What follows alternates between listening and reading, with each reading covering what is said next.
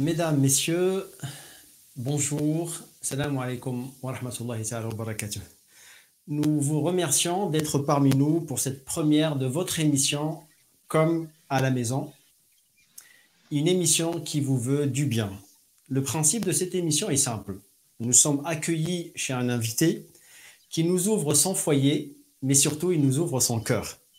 Nous aurions tellement aimé être physiquement présents chez nos hôtes, mais malheureusement, celui dont on ne prononce pas le nom nous empêche encore aujourd'hui de nous retrouver, mais le cœur y est. Vous découvrirez avec notre hôte l'ensemble des rubriques qui composent cette émission et je vous garantis de belles surprises. Sachez que vous pouvez poser vos questions et faire vos commentaires sur YouTube, sur la page Facebook de l'émission, ainsi que sur la radio FSM, sur lesquelles nous diffusons actuellement en direct les éléments de cette émission.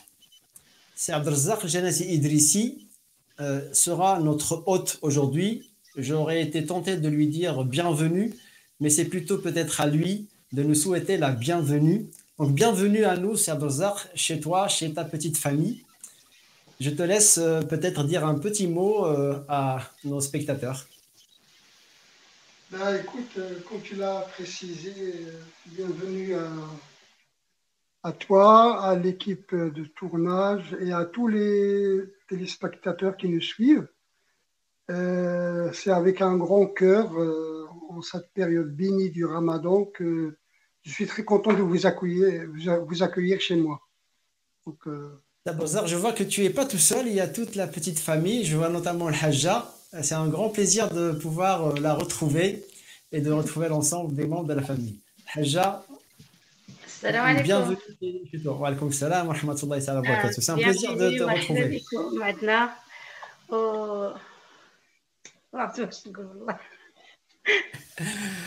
En tout cas, c'est un réel plaisir de vous retrouver. On aura l'occasion de vous poser des questions et vous pourrez intervenir. C'est Abdelrazak. La première question, puisque c'est toi qui nous accueilles, je sais que tu es originaire du Maroc et tu es né dans de la région de Fès. Est-ce que tu peux peut-être nous parler un petit peu de cette partie de ta vie? C'est vrai que mes origines, c'est le Maroc. La ville de Fès représente pour moi, on va dire, la période de mon parcours des études. Et c'est là où j'ai grandi, c'est là où j'ai vécu ma période de jeunesse. Mais les conditions m'ont conduit à poursuivre mes études. Donc, j'ai décroché une inscription à la ville de Poitiers et c'est là où c'est mon parcours en France qui a commencé. On y reviendra. On y reviendra juste après. C'est Abdelrazak. Dans ton nom, on retrouve le nom Idrissi. Et Idrissi, Darissa, c'est une descendance du prophète sallallahu alayhi wa sallam. Et nous savons tous, nous autres musulmans, que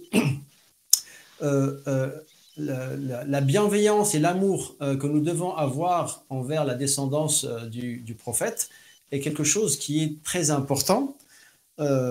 Comment vous vivez-vous personnellement cette appartenance et comment est-ce qu'on pourrait faire pour lui redonner toute la valeur qui lui est due aujourd'hui?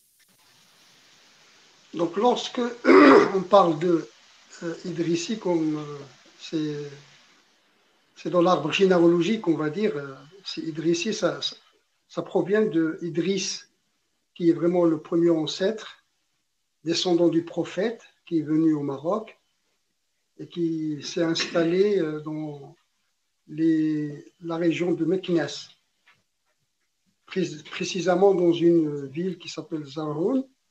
Et là, c'est le début de cette dynastie issue du prophète sallallahu alayhi wa sallam. Maintenant, vivre cette affiliation familiale vis-à-vis du prophète sallallahu alayhi wa sallam nous met dans deux aspects. Un aspect, on va dire, de joie, parce que c'est quelque chose de noble, mais en même temps, il y a le deuxième aspect, c'est l'aspect qui concerne la responsabilité.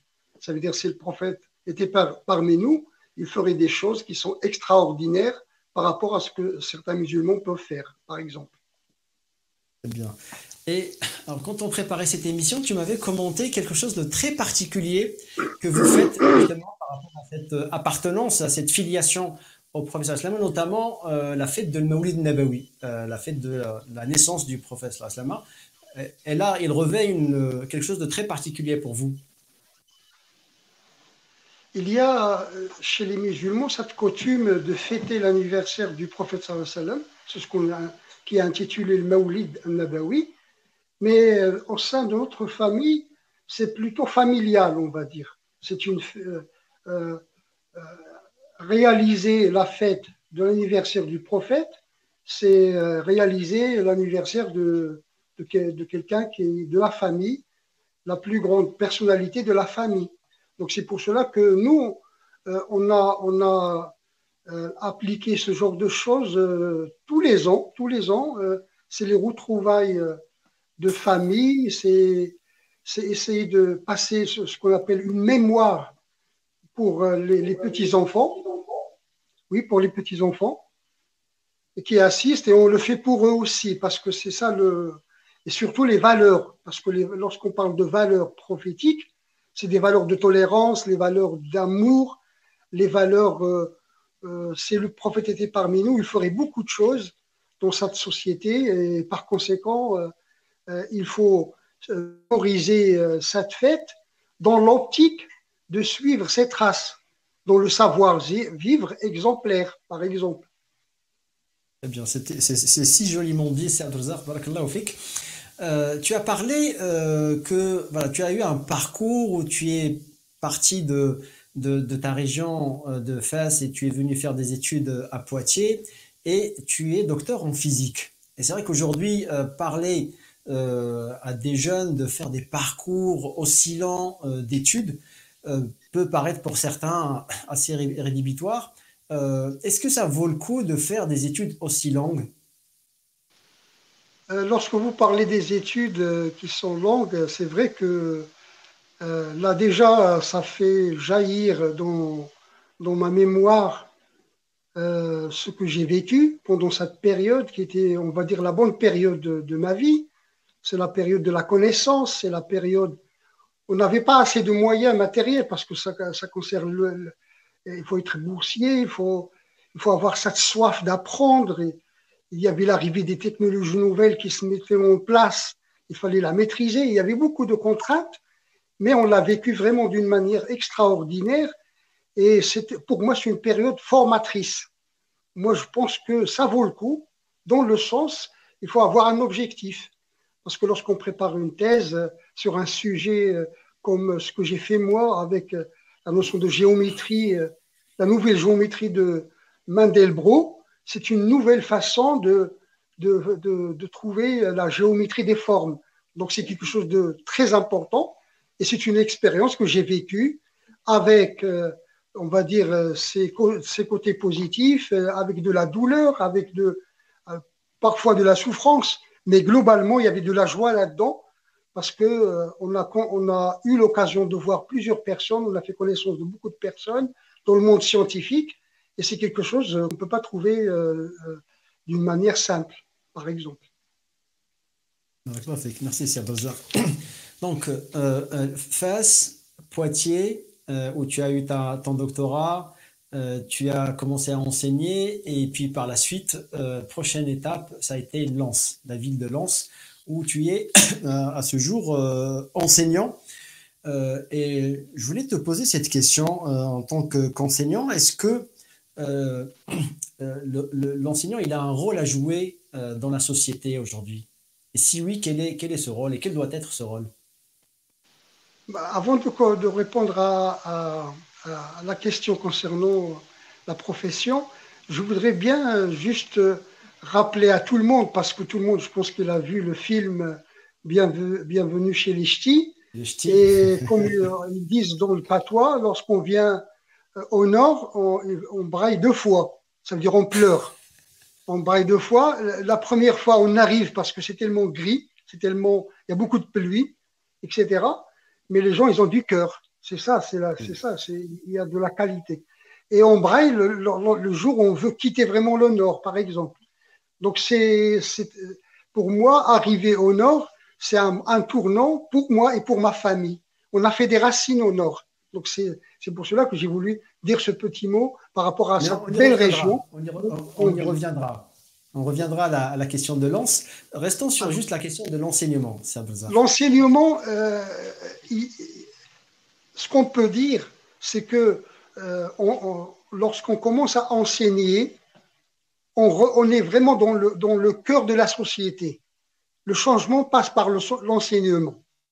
Les jeunes, on les côtoie dans les lycées. Et c'est les modèles par excellence de notre société. Et par conséquent, si on veut qu'il y ait du changement et qu'il y a une transmission de savoir-faire, des valeurs, tout ce qu'on veut, ça passe par l'enseignement. Mais malheureusement, ça se fait pas dans des conditions faciles. Donc c'est pour cela qu'il faut avoir du cœur, il faut avoir de la volonté, il faut avoir de l'ambition, de l'intention profonde d'apporter quelque chose à la société pour pouvoir exercer ce métier qui est l'enseignement. Mais crois-moi que il y a parfois, on est très très content de voir des jeunes qui ont compris des valeurs qu'on leur a transmises, de les motiver, en termes d'enseignement, on dit on les décroche, il faut les décrocher de leur parcours, de refuser l'école, etc. C'est une mission qui est extraordinaire, moi je pense. Bien. Justement, c'est Abdelzar, on a tous dans notre parcours un enseignant qui nous a à un moment donné marqué, qui nous a fait aimer une matière peut-être qu'on détestait complètement, mais parce qu'on a rencontré cet enseignant, on devient amoureux et de l'enseignant et de la matière. Et je crois que tu avais une petite anecdote là-dessus, sur un élève. Ouais, c'est un élève de seconde. Il y avait la rencontre parent-prof et j'ai accueilli des parents. Et lorsqu'on s'installe devant le professeur, la conversation débute sur le parcours de l'élève, etc., comment il fonctionne, il progresse, etc. Et j'étais agréablement surpris par l'intervention de la dame qui me disait, Monsieur Janati, je suis venu vous voir pour vous dire qu'on est très content que vous soyez le professeur de mon fils.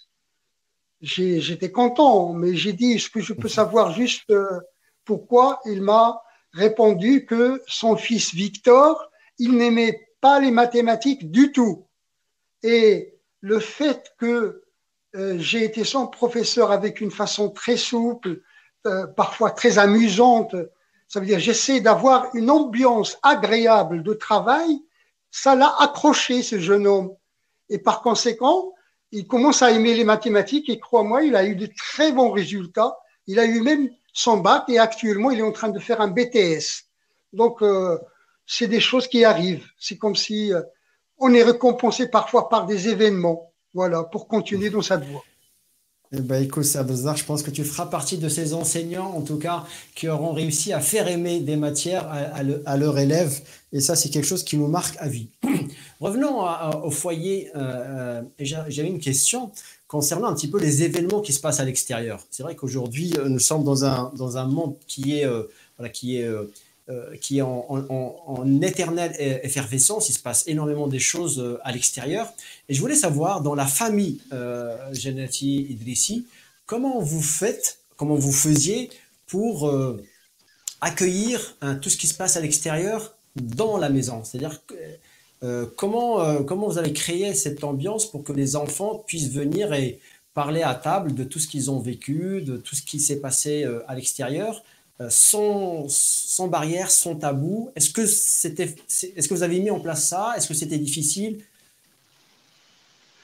Lorsqu'il y a de la pluie qui tombe, il tombe sur tout le monde. La même chose pour les conditions de société dans lesquelles on est en train de vivre. Il y a une interaction qui est tout le temps régulière, ce qui est logique. Au sein de la famille, normalement, lorsqu'on aborde des sujets, parfois on n'est pas en accord tout le temps. Il y a toujours des opinions qui sont différentes et il y a parfois des positionnements qui ne sont pas identiques, etc. Nous, on a essayé de choisir la voie de l'ouverture. Ça veut dire que c'est essayer avec l'échange que nos enfants prennent ou bien adoptent, on va dire, un concept propre à eux, bien sûr avec l'enrichissement de l'échange qu'on va leur donner, mais parfois on a parfois des échanges sur beaucoup de sujets qui ne sont pas sur la même longueur d'onde, surtout avec les générations, il y a les mutations sociologiques qui se mettent en place, il y a plein de choses. Donc c'est pour cette raison, nous, on le vit positivement, sans rentrer dans les détails.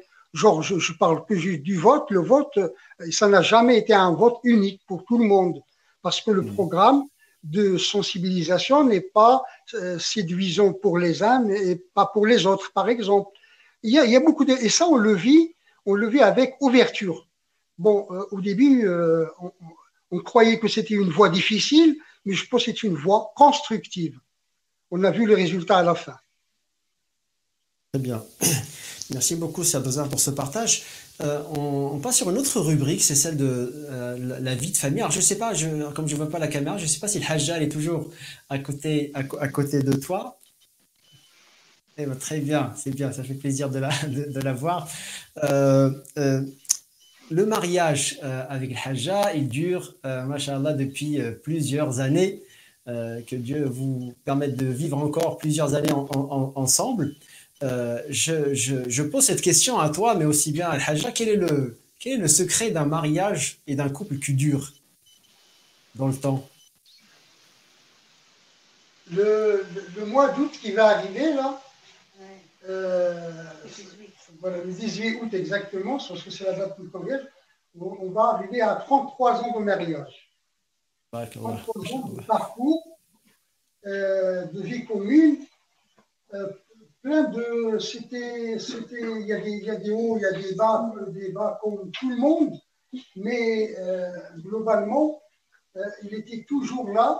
À chaque fois que j'ai entrepris quelque chose, il était avec moi, il m'a soutenu. C'est une vie de couple vraiment vécue avec des moments difficiles et des moments faciles, mais parfois je me pose la question, je ferais quoi sans ma femme? Parce que c'est avec elle, avec ses conseils, avec sa façon de voir les choses, différentes au mien, mais qui me donne une valeur ajoutée, un plus. Donc, le secret, c'est de pardonner, c'est de valoriser, c'est de parfois faire attention à ce qu'on dit, surtout la communication, parce que parfois tout peut partir dans le mauvais sens rien qu'avec des mots. Donc moi, je pense que c'est ça. Et surtout le pardon, parce que je pense qu'elle le fait avec moi d'une manière exemplaire. Et c'est vraiment, je dirais pas seul. Moi, c'est avec ma femme. Donc c'est pour cela que les 33 ans qu'on va essayer de fêter dans les conditions sanitaires un peu difficiles, on va respecter le protocole bien sûr, mais pour nous, c'est pour transmettre ce message à la famille et à mes jeunes filles qui se sont mariées avec mes garçons, que la vie demande un petit sacrifice, plus ou moins. Ça demande du pardon, ça veut dire transmettre en gros des valeurs qu'on a vécues dans notre vie. Donc c'est tout simplement ça. Eh ben, qu'est-ce que c'est joliment dit, c'est Abdelrazak. 33 ans, c'est aussi le 33, c'est le numéro de notre département à Bordeaux. Et moi, j'aimerais bien vous accueillir pour fêter cette fête de mariage ici en Gironde. Ça sera avec grand plaisir. Si vous voulez bien nous faire l'honneur de venir nous rendre visite avec le Hajja et même avec les enfants et les petits-enfants. D'ailleurs, en parlant d'enfants, c'est Abdelrazak, tu as élevé vous avez élevé 4 enfants. Safa, Mohamed, Sarah et Yassine. Donc 4 enfants, mais aussi 4 adolescents. Et qui dit adolescent, on dit aussi, des fois, il y a le vent qui souffle, et même des fois, il y a la tempête. Quel conseil tu donnes à ces Abdelrazak quand le vent, des fois, il souffle, et des fois même quand le cyclone, il est là? Avant de parler du cyclone, moi, j'aimerais bien dire que c'est pour résumer le parcours. Au début, je m'occupe de mes enfants. Et il arrive un certain moment, c'est le cas, c'est eux qui s'occupent de moi. Il y a un autre point, j'ai appris à mes enfants des choses. Crois-moi qu'il y a un moment où c'est eux qui m'ont fait apprendre des choses. Donc, vous savez, c'est dans le parcours de la vie, il y a des choses qu'on croit supérieures ou maîtrisées. C'est pas comme ça. Je pense qu'ils sont devenus des personnes responsables. Ils ont eu une expérience dans la vie non négligeable. Et ça vaut le coup parce que lorsqu'on est dans la pente, en train de monter, la pente, c'est difficile. À partir d'un certain moment où les portes vont commencer à se claquer, ou des réflexions, il y a même des vidéos qui circulent là-dessus, etc., que personne ne m'aime dans cette maison, que ma mère me saoule. C'est des expressions. Il y a ma fille qui m'a envoyé une vidéo de là-dessus, enfin, des images. Ça, c'est les choses de la vie. Et je pense que tous nos concitoyens vivent ce genre de choses. Ça veut dire qu'il y a un prix à la profession de parent. C'est pour cela qu'il faut le vivre positivement. Il y a généralement des doutes qui s'installent en disant qu'est-ce que j'ai manqué à ne pas transmettre à mes enfants pour que j'arrive à cette situation. Vous n'avez rien manqué. La vie, il est comme ça. Il faut être très positif et vivre la situation avec patience et avec endurance et laisser les choses expliquer, bien sûr. Ça, c'est communiquer, établir des règles, faire des choses, etc. Moi, je dirais, il y a deux choses. Il faut avoir de la sagesse, il faut avoir, on va dire, de la raison. De la raison pour savoir qu'est-ce qu'on doit faire, qu'est-ce qu'on peut pratiquer.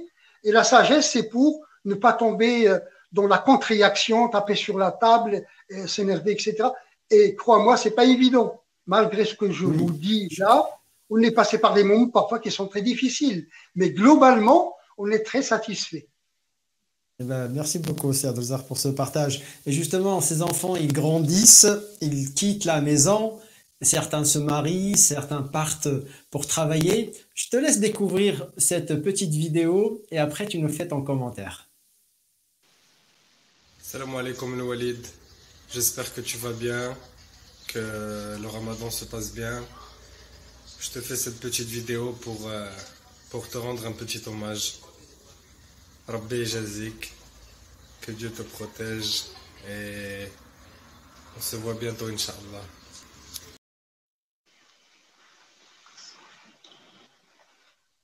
Un message de Yassine, je sais que c'est celui qui est le plus loin actuellement. Il tenait à partager un petit moment avec toi. Alors, c'est un témoignage que j'ai déjà dit à mon fils. Ma mère, qui est décédée, ça fait un moment, et il me disait, prends soin de ton fils. C'est des valeurs qu'on a reçues. Et c'est des valeurs qu'on va transmettre. C'est pour cela que moi, son témoignage, ça m'imprègne à l'intérieur de mon cœur. Mes enfants, ils sont chers pour moi. Si j'ai fait, par exemple, un sacrifice, je pense que c'est un devoir et c'est quelque chose qui sera payé d'une manière générationnelle. Ça veut dire que les parents, ils doivent être fiers de sacrifier parfois leur temps, leur bien pour leurs enfants, pour le bien-être de leurs enfants. C'est quelque chose de noble. C'est pour cela que j'encourage tout le monde à ne pas désespérer, se bloquer, décrocher. Non, il faut tenir le cap. Si vous avez des enfants qui sont excellents, il faut les encourager. S'ils sont loin, ça finira par revenir, mais avec le dialogue, l'encouragement, la patience, etc. Je pense que c'est un travail, comme j'ai dit, pour la profession de parents. Et ça, c'est vécu pour tous nos concitoyens, toutes confessions confondues. C'est pas spécialement, par exemple, à une catégorie ou à une autre.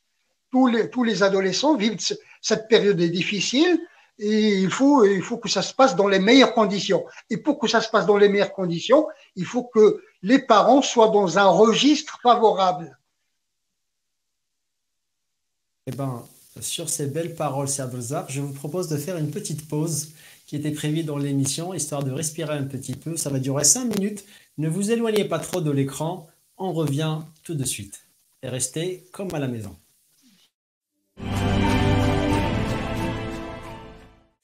Je disais que juste avant le petit entracte, on évoquait les enfants qui grandissent, qui se marient et qui quittent la maison. Et on a vu le beau témoignage de Yacine. Mais il y a d'autres enfants qui ont quitté la maison, qui ont fait leur foyer. Et surtout, mais une fois qu'ils ont fait leur foyer, ils deviennent eux-mêmes parents. Et par conséquent, vous devenez avec Haja, papi et mamie. Et donc, avant de parler justement de quel bouleversement cela fait-il dans la vie de devenir papi et mamie, je te propose de regarder cette petite vidéo.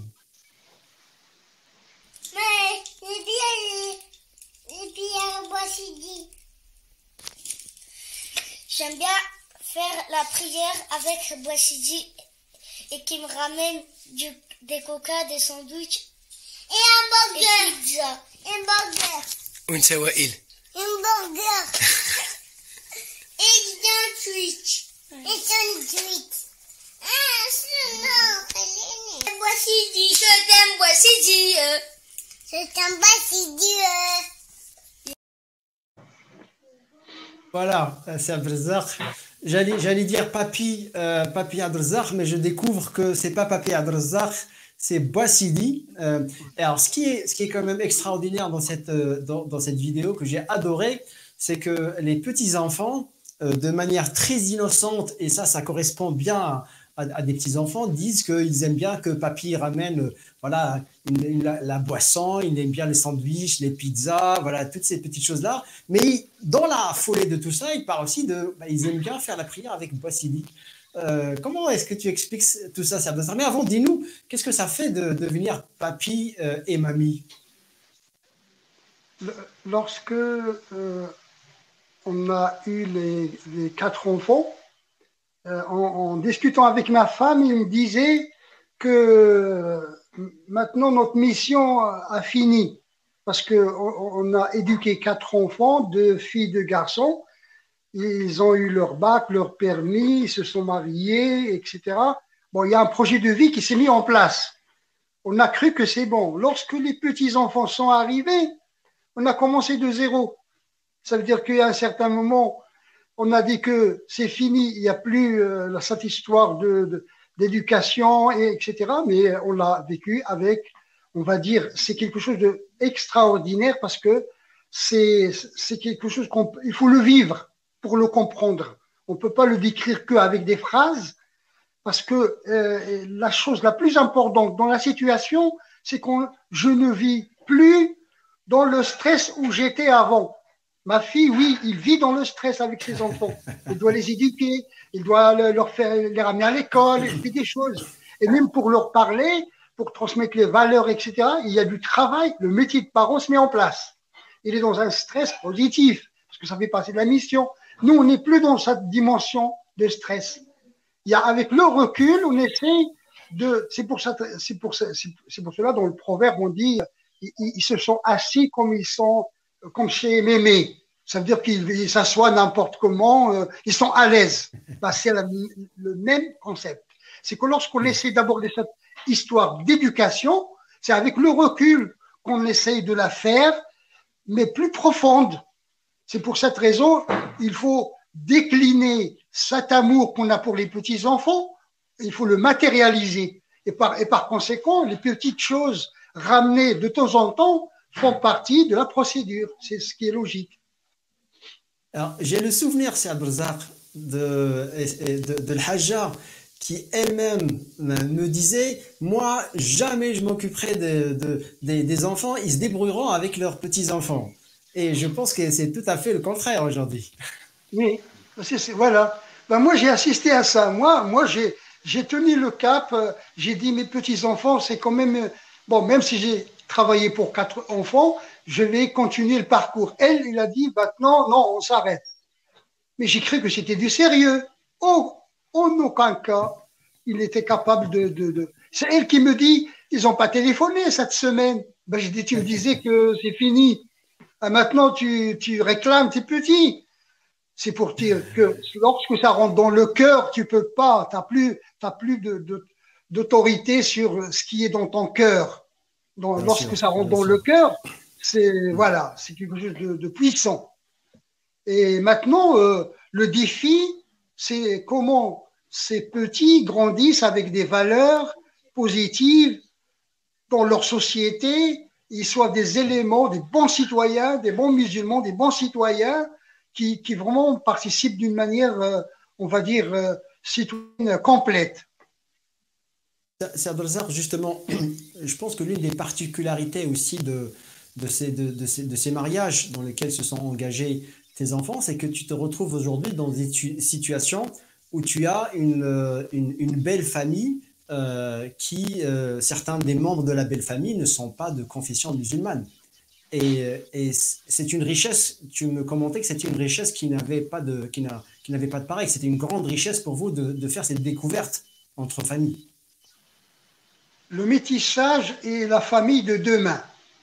Et c'est une valeur positive. Parce que cette différence va enrichir notre société. Et ça, c'est quelque chose de pas de théorique, c'est quelque chose qu'on a vécu.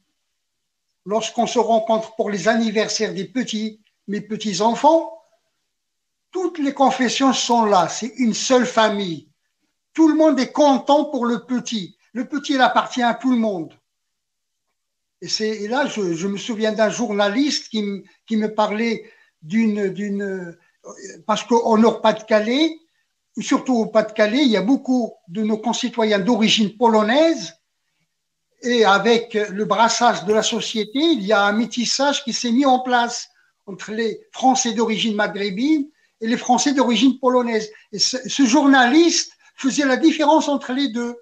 Et je lui ai posé une question. J'ai dit, vous êtes un homme de médias, je vous pose une question. J'ai une voisine française d'origine algérienne qui est mariée avec un Français d'origine polonaise. Est-ce qu'ils ont une petite fille? Est-ce que vous pouvez me dire à qui appartient cette petite fille? Il m'a dit, elle appartient aux deux. Et je lui dis, je vous ai posé cette question pour vous dire qu'on est une seule famille. Arrêtez de nous séparer. On est une seule famille. Maintenant, même le sang, il s'est mélangé. La culture, il va être échangé. C'est très positif. Mais il y a des efforts à faire, que ce Bien soit sûr. des Français d'origine maghrébine ou polonaise ou ailleurs, etc. On a un parcours qui est différent, mais il y a une réglementation commune. La Une laïcité, fraternité par humaine. exemple, concernant le bateau dans lequel on est en train de vivre, c'est quelque chose de normal, par exemple.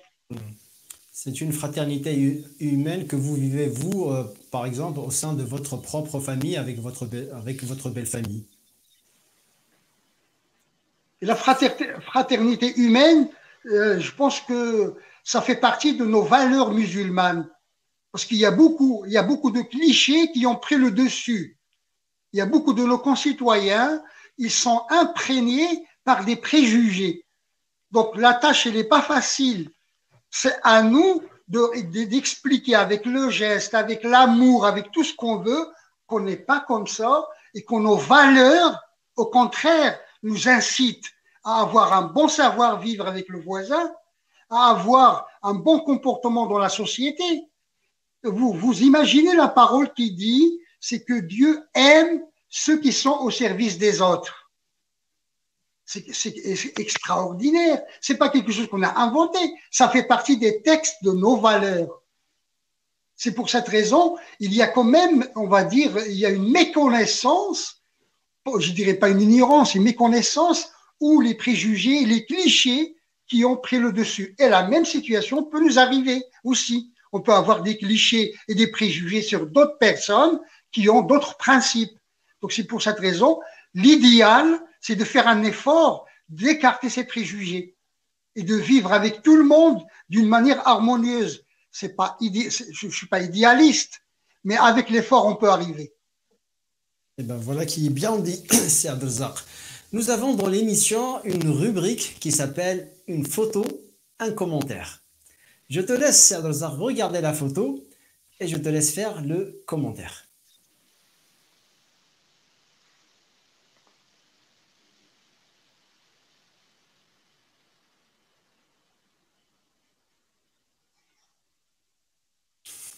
Je vois ton sourire. Alors nous, on ne sait pas. On nous a envoyé.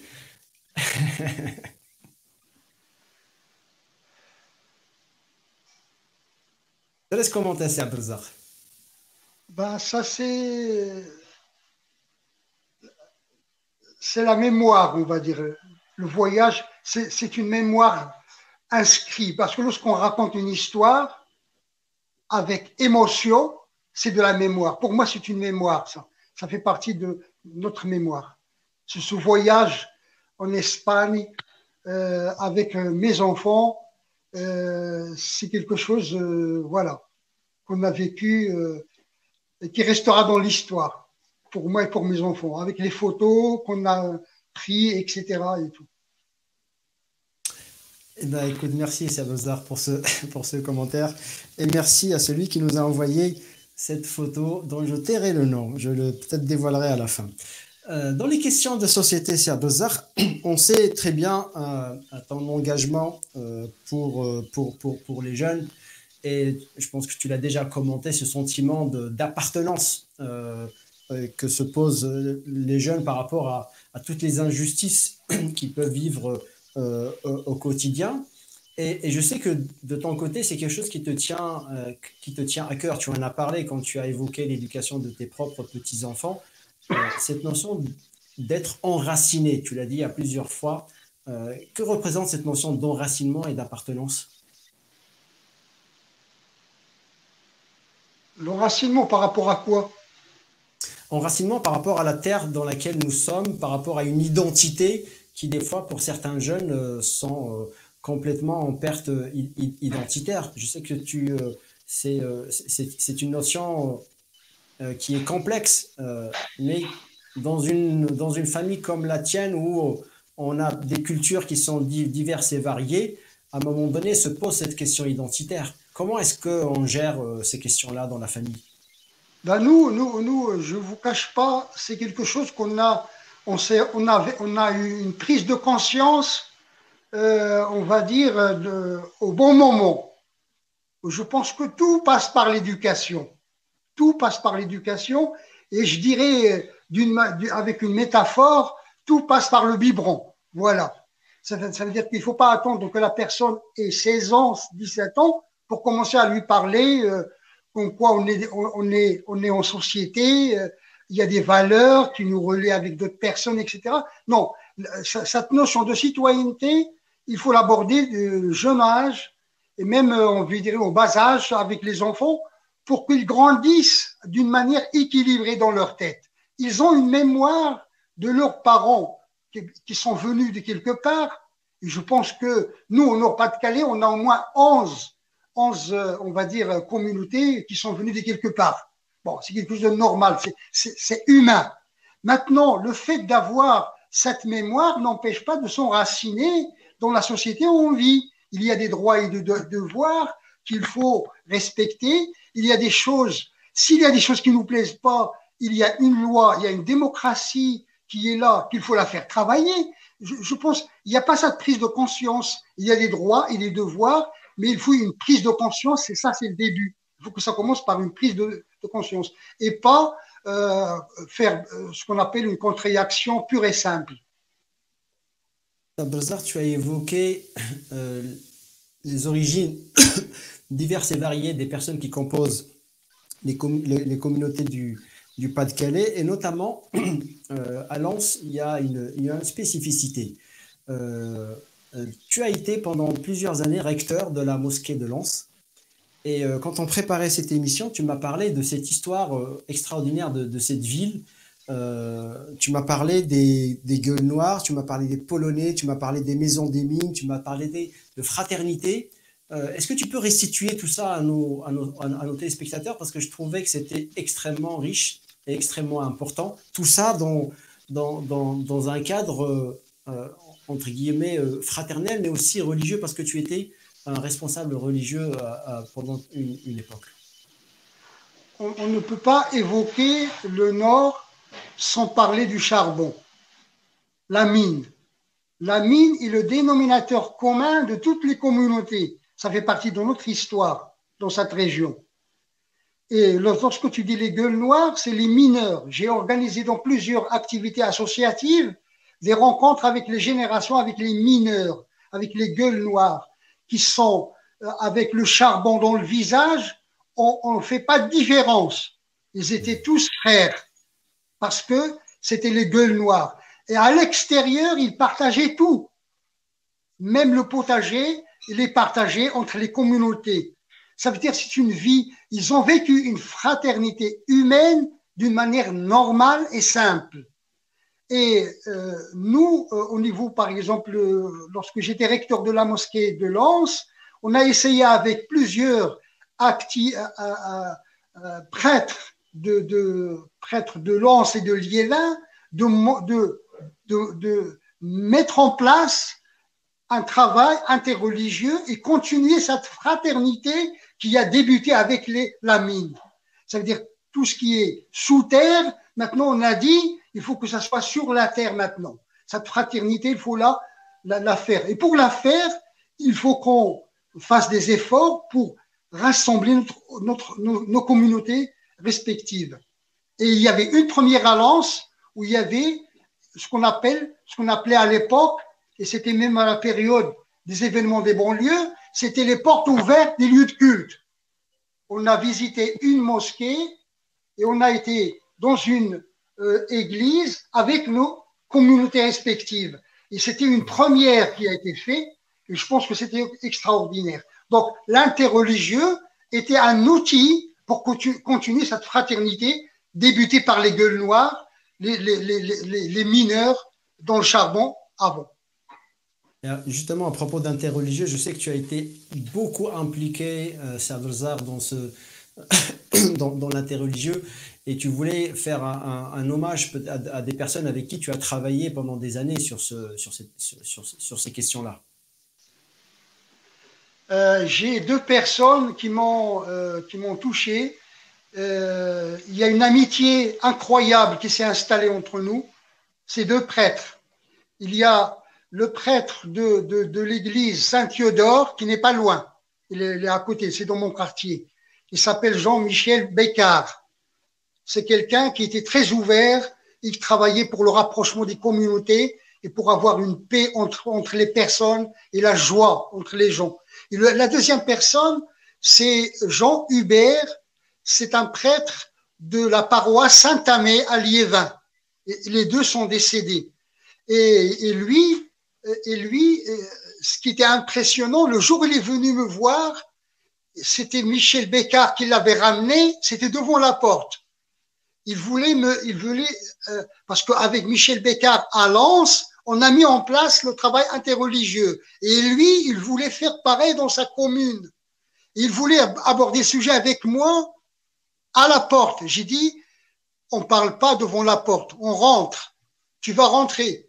Et Jean Hubert, il est rentré, il s'est installé dans la cuisine, il veut aborder le sujet. J'ai dit non, tu parles pas.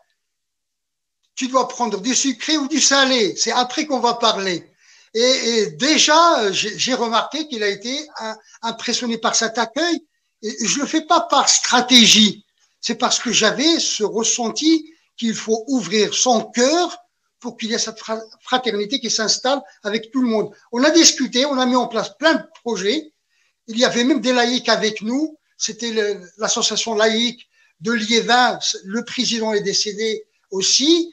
Il était partenaire avec nous pour ressurgir la fraternité des mineurs qui existait avant. C'est un projet extraordinaire qu'on a vu grandir et qui est maintenant en train d'être pris par des personnes relève.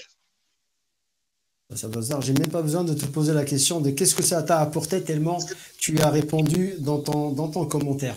Dans la pratique religieuse, ce qu'on appelle aussi des fois la religiosité, qu'est-ce que tu dis à tes petits-enfants?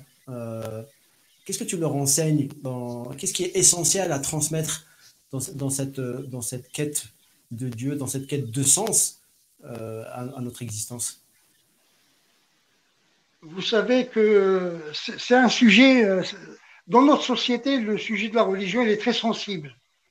Et je pense que pour transmettre ces valeurs aux petits-enfants, il faut choisir la méthode la plus citoyenne, la plus commode, parce que il nous arrive parfois d'adopter une stratégie qui est parfois qui donne beaucoup d'importance à la forme, mais on oublie qu'il y a un fond pour la religion. Le fond de la religion, c'est le bonheur, c'est l'humain. Et ça, c'est quelque chose qu'il faut mettre en premier plan. Le prophète, s'il était parmi nous, il donnerait de l'importance au fond. La forme, il faut trouver la manière pour le faire. Malheureusement, parfois, il y a ce refus de société qui se transforme avec un grand intérêt à la forme. Comment s'habiller, etc. Et tout. Je dis pas que c'est négligeable, que c'est pas bien. Les gens, ils sont libres de faire ce qu'ils veulent. Mais moi, je pense que pour enseigner le bon message de la religion, c'est parler aux petits-enfants sur les fondamentaux. Ça veut dire notre relation avec Dieu, ça c'est décisif. Si la relation avec Dieu est extraordinaire, la panel qui va venir par la suite va suivre ce message fondamental de départ. La même chose, il y a des priorités, il y a des choses qu'on pourrait pas vivre parce que c'est des détails en plus, mais il y a des choses qu'il faut trouver la manière pour parler à nos petits-enfants et transmettre le message convenablement. J'ai eu des discussions parfois avec mon fils, Mohamed, qui est parmi nous, et on n'est pas d'accord sur la manière, mais c'est enrichissant parce que lorsqu'on échange avec le débat, on comprend beaucoup de messages. Je profite pour passer un grand bonjour, un grand salam à Mohamed, qui m'a beaucoup aidé dans la préparation de cette émission. Je te le remercierai tout à l'heure. Saad Razzaq, Mohamed, et peut-être comment se vit Ramadan chez les Janati? Au-delà je pense qu'il y a un côté spirituel, pratique, mais je pense qu'il y a un côté festif. On le sent d'ailleurs qu'il y a un côté festif. Mohamed, comment se vit maintenant? Tu es peut-être chez toi, mais quand tu étais chez papa et maman, comment se vivait Ramadan à la maison? Donc, c'est simple, je parle à quelqu'un qui connaît déjà, c'est Karim.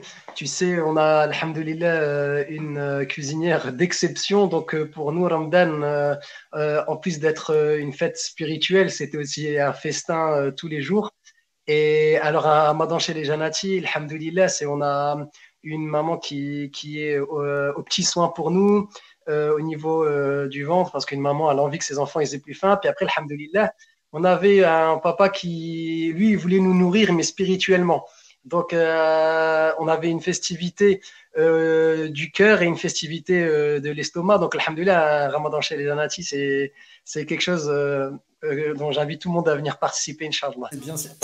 C'est ce que j'allais dire, c'est que ce qui caractérisait aussi le Ramadan chez les Janati, c'est qu'il y avait toujours des invités à table. Tout le temps. Subhanallah, c'est quand mon père et ma mère, ils ont tellement un grand cœur qu'ils connaissent beaucoup de personnes. Et au final, il y a toujours quelqu'un qui se retrouve à notre table. Et c'est un truc que j'aurais dû rajouter dans ma réponse, c'est que c'est une festivité, quand je dis chez les Janati, mais c'est pas que pour les Janati. C'est pour tous ceux qui gravitent autour de nous et tout le monde, ça découle sur tous ceux qui sont avec nous. C'est extraordinaire. Saad Razzaq, je reviens vers toi parce qu'on a une rubrique et je vois le temps filer et j'aimerais quand même qu'on finisse les quelques rubriques de cette émission. Il y a une rubrique qui s'appelle un livre et donc je voulais que tu nous dises quelle est ta dernière lecture ou qu'est-ce que tu es en train de lire actuellement. Et deuxième question, un livre qui t'a marqué, qui t'a inspiré en quelques mots. Le livre que je lis actuellement, c'est un historien d'origine algérienne, Sadek Sellem. C'est La France et ses musulmans. Franchement, c'est un document d'histoire qui trace le parcours des musulmans en France à partir de 1500, on va dire. C'est quelque chose parce que la plupart, ils croient que l'arrivée des musulmans est très très tardive. C'est pas le cas. C'est un livre très très, très intéressant, mais il est écrit avec un français un peu consistant et demande un peu de patience, mais c'est un très bon livre. Ça, c'est le livre que je suis en train de lire actuellement. Et le livre qui m'a touché, c'est un livre écrit sur la mère Teresa et sur l'autre d'Emmaüs. L'abbé Pierre. L'abbé Pierre, voilà. L'abbé Pierre, et ça s'appelle une spiritualité qui émane. Ça veut dire au début, ils étaient dans la spiritualité, ils ont eu l'idée, c'est comme l'abbé Bécard, il a eu l'idée de créer Emmaüs, l'abbé Pierre, pardon, l'abbé Pierre, Emmaüs à partir d'une retraite spirituelle qu'il avait fait. Ça veut dire c'est un livre qui conjugue spiritualité et citoyenneté, les deux. Donc c'est des livres qui sont très, très intéressants. Eh bien, écoute, merci pour ce partage, Sardozar, et j'espère que nos auditeurs, ils ont bien noté les noms de ces deux livres-là s'ils sont intéressés. Sardozar, je sais que l'art occupe une place particulière dans ta vie.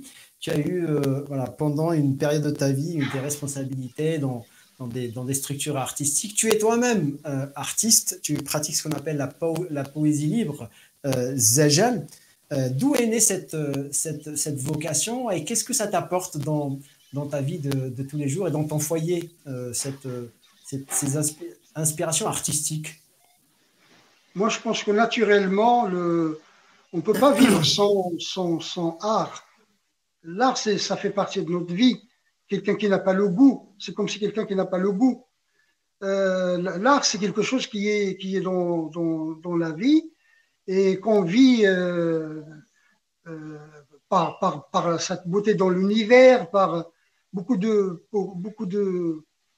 on va dire, de facettes. Moi, mon attachement à l'artistique, c'est que j'ai appris une fois une formule, c'est que parfois, si on a un message, on peut se rapprocher des personnes progressivement avec la beauté de l'art, de la forme, pour évoquer ce qu'on a comme précieux et sacré. Ça veut dire que l'art, c'est essentiel. Ouais, moi, je dis que même au niveau de l'islam, par exemple, les musulmans qui n'utilisent pas l'art pour avoir cette fraternité humaine, ils passent à côté de quelque chose. Et l'art, c'est humain.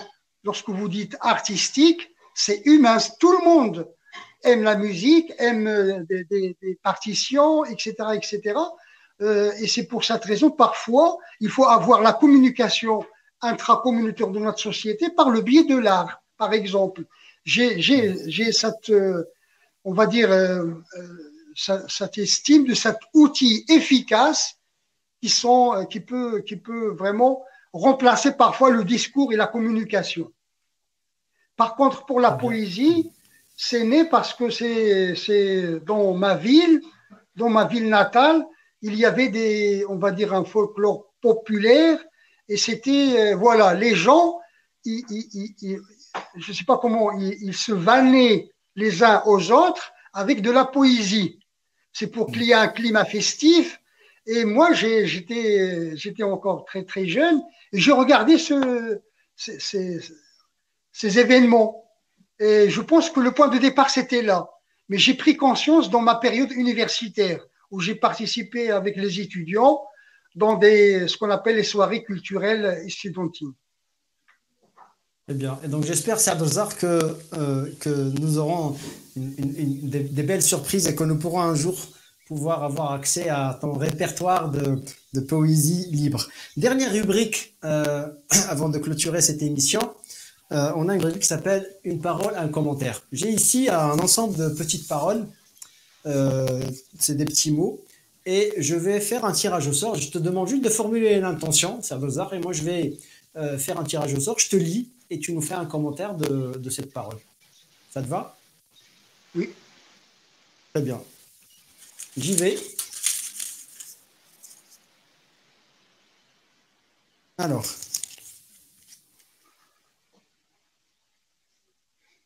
l'homme dispersé songe le matin à ce qu'il va faire. L'homme intelligent se demande ce que Dieu va faire de lui. L'homme dispersé songe le matin à ce qu'il va faire. L'homme intelligent se demande ce que Dieu va faire de lui. Moi, je ne peux pas faire un choix sur la situation parce qu'on peut avoir les deux, mais je pense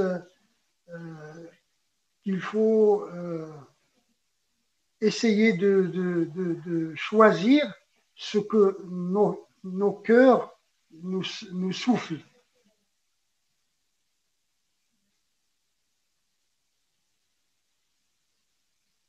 Parce que si vous essayez de dire à quelqu'un quelque chose pour le convaincre, si ça vient pas de lui, si ça vient pas de lui, ça peut pas marcher, je pense. Eh bien, très bien, merci On pour peut ce partage. on peut induire quelque chose pour une personne, mais on ne peut pas lui imposer et faire un choix, parce qu'on peut avoir les deux cas. Très bien, ben, merci pour ce commentaire, c'est Abdelzak. Notre émission arrive à sa fin. Alors, elle n'est pas terminée, attention, parce que notre hôte a le dernier mot et la dernière parole. Donc, c'est lui qui clôturera l'émission. Il a carte blanche et vous allez voir quelle carte blanche il vous a proposé et quelle carte blanche il va nous concocter. De mon côté, avant de laisser le champ libre à Abdelzak, je tenais absolument à remercier toute la famille Jannati Idrissi, c'est Abdelzak, son épouse, ses enfants, ses petits-enfants, pour leur accueil magnifique. Merci surtout à Mohamed, à qui je fais un clin d'œil pour ton aide précieuse à récolter les informations. Donc, tu es un enquêteur hors pair. Merci aux spectateurs qui nous regardent et qui nous ont fait confiance. N'oubliez pas de vous abonner à la chaîne YouTube et notre page Facebook si vous avez aimé. Et puis, si vous avez aimé, n'hésitez pas à partager. Un grand merci à l'équipe technique qui a travaillé jour et nuit. Et je peux vous assurer qu'il y a eu des nuits blanches. Nous avons eu de grands moments et de grandes frayeurs avant le live. Donc, je remercie. Je le ferai cette fois-ci, je ne le referai plus. Mais l'équipe de Lille qui est derrière les caméras, qui est une équipe mobile qui s'est déplacée depuis Lille à Lens pour la diffusion de l'émission. Abd Samad, qui est le régisseur de cette émission, c'est Mohamed Hamish, c'est Abdelrazak Al-Azzouzi. À Paris, il y avait c'est Abd Khalq Mouddan et c'est Fatih Mahmoudi. À Rennes, c'est Khalid Bati à qui nous devons ces beaux jingles que vous avez vus pendant toute l'émission. C'est Hicham Saher et c'est Zakaria Younes. Et à Bordeaux, Mehdi Lalouche qui m'a beaucoup aidé et puis Nora Lalouche qui a assuré toute la décoration que vous voyez autour de moi. Voilà, les remerciements sont faits. Notre prochain invité, dimanche prochain, sera Ismahan Chouder. Certains la connaissent déjà, d'autres vont apprendre à la connaître, et même ceux qui la connaissent vont la redécouvrir. Ismahan, je sais que tu nous regardes, alors c'est toi la prochaine. D'ici là, prenez soin de vous. Très bonne rupture de jeûne et excellent mois de Ramadan. Je nous souhaite à tous de retrouver un petit peu de liberté. En attendant, restez calmes. Le mot de la fin est la carte blanche et que nous laissons à notre invité, c'est Abdelzak Jannati Idrissi. Elle est pour toi. On passe à la cuisine. On va passer à la cuisine. Khadija.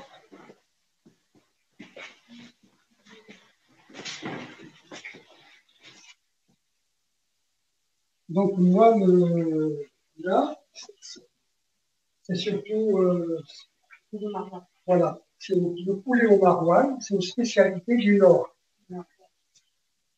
Donc là, c'est le fromage du maroilles que vous voyez au-dessus. Et This is Charlotte pour this is Charlotte plus un dedans, crème fraîche, sel, poivre.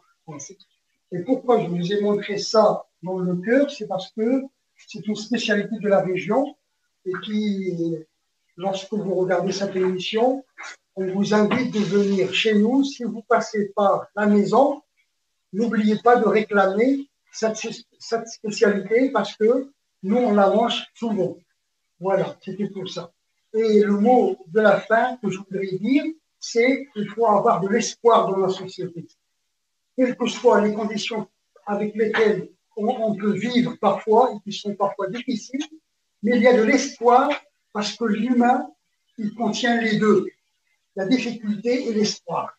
Et moi, je vise globalement sur l'espoir. Je vous remercie beaucoup et bon courage pour la suite.